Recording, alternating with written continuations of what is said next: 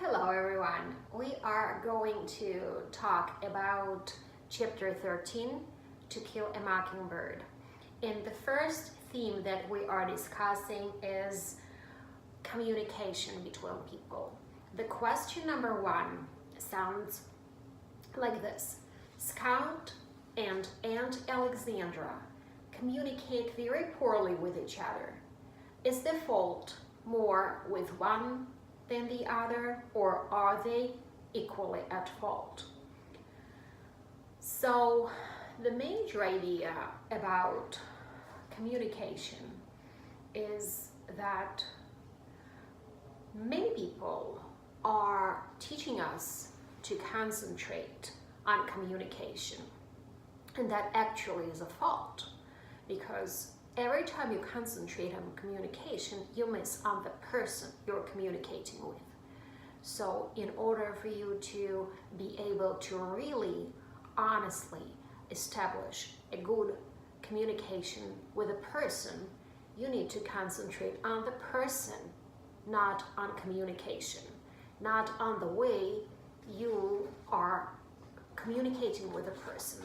So have a look at this answer that tells you that actually both of them are at fault, not just one of them. Because there is no really such a thing that one person's fault at communication.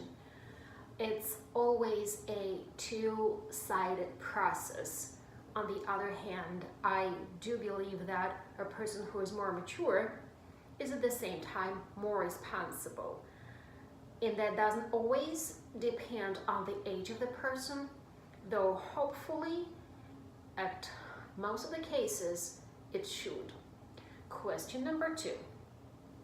What's the reason the children are given as to why Aunt Alexandra has come to stay with them? What do you think is the real reason? Okay, so theme number two here is, why do adults lie to children? And is it a good thing to do? Very often adults believe that they should, could, and would lie to children because they believe by doing this they protect them. This is an absolute myth. This is absolutely wrong, and it's never a good thing to lie, not even to the smallest child. What do adults lie about? Well, adults lie about many things. I will just give you two examples. Example number one, adults can lie about their divorce. They can either ignore the topic or lie about the topic. There are many different lies that are possible. They can say that we still love each other, but we cannot live together, and or many other different ones. And it's always wrong to lie about divorce to your child. Reason number two can be lying about finances. There are a lot of problems in many families around finances, but there should never be a lie. There always is a place for a more simple, straightforward, down-to-earth explanation as what is the real reason of this or that. Maybe the last example I'll give you in this regards is a person, an adult, can lie to the child, explaining why we can't buy a dog, and the adult can just say that because you have allergies, we're not going to have a dog. And the reason can be we just don't have time to take care of the dog, or we don't have property. So just give your children real reasons, and they will really appreciate and understand. So don't try to protect them by giving them false reasons or lies. Okay, so and yet what kind of reason did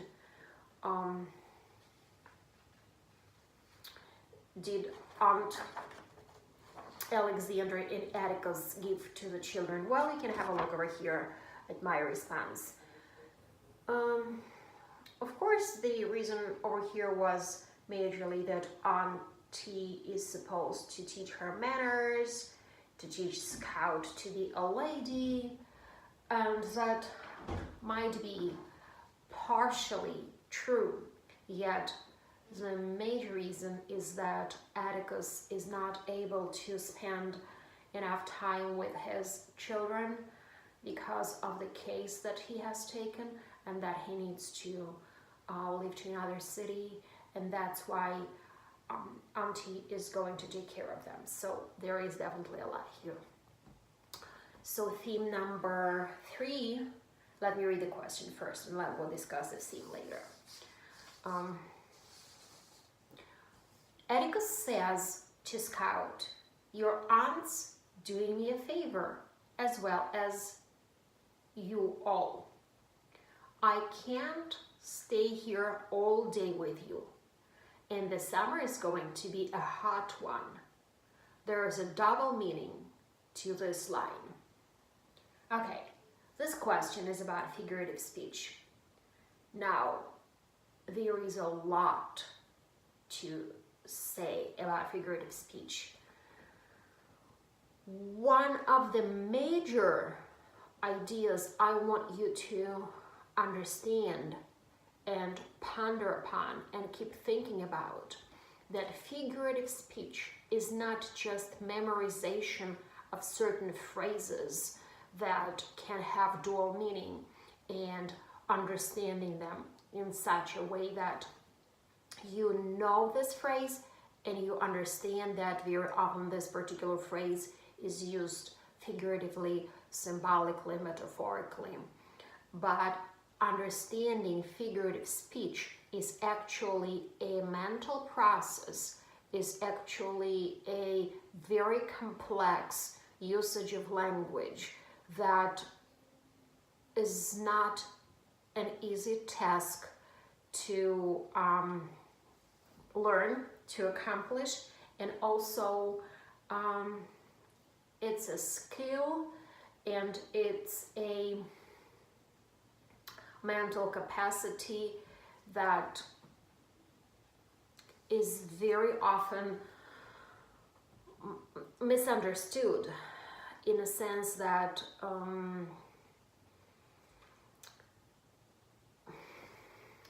many teachers as well as psychologists believe that it's enough to just teach you as a student or as a patient certain expressions, and then you would memorize these expressions and you will understand that they can be used figuratively or metaphorically. That's not the case. The goal is to listen or read for understanding, to come to realization that there is a way to look at the language from a different perspective. So yes,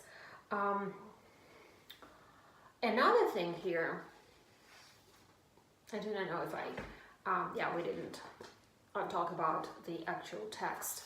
So that's my example here of the answer, and the figurative speech here that the writer is using and that Atticus is actually using. So the writer is using through Atticus is that he refers to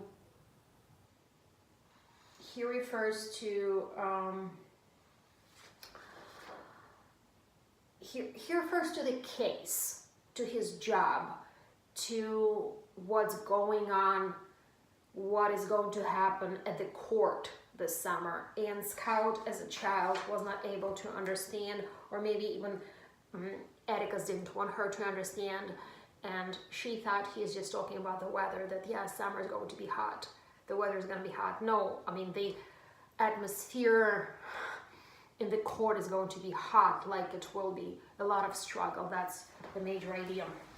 Okay, Aunt Alexandra is critical to many Maycomb's families. According to Jim, what is ironic about this? So this is again, is very much connected to the figurative speech. So understanding irony is understanding, it's a literary device that is sometimes hard to comprehend or process. So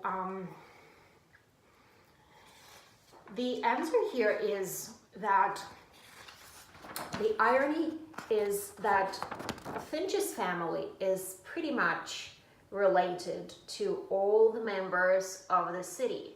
Since they are related to each other, if she's criticizing those people, she's criticizing her own family. But let's go a little deeper at question number 5. So, what did cousin Joshua do, and how does he become a wedge between Aunt Alexandra and Atticus? So, that's an interesting theme in itself. So, cousin Joshua, he represents a mentally disturbed or emotionally disturbed relative who, here we go, that's my, I'll give you time. That's my answer. If somebody cares to stop, pause, and ponder upon it, feel free to do it. So he represents the part of the family that is in a situation where he or she needs more help and more support from the family, yet very often the family doesn't want to care about a member of the family with mental or emotional problem. And very often how the same thing happened in case of Aunt Alexandra. She was she didn't want the children to know that they have this kind of uncle who is mentally who got mentally sick. So that's a big problem that very many families experience, and that's a huge challenge in itself. There is no one to blame. It's just to state a problem in itself and to maybe remind each other that it's very important for a person who suffers from mental condition to know that he or she is supported by the family.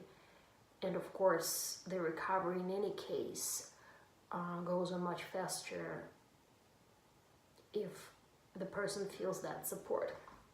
All right, having said that, this is it for now. Thank you very much for joining us today. Like, subscribe, and share. Any questions and comments down below, and I'll see you very soon. Bye-bye.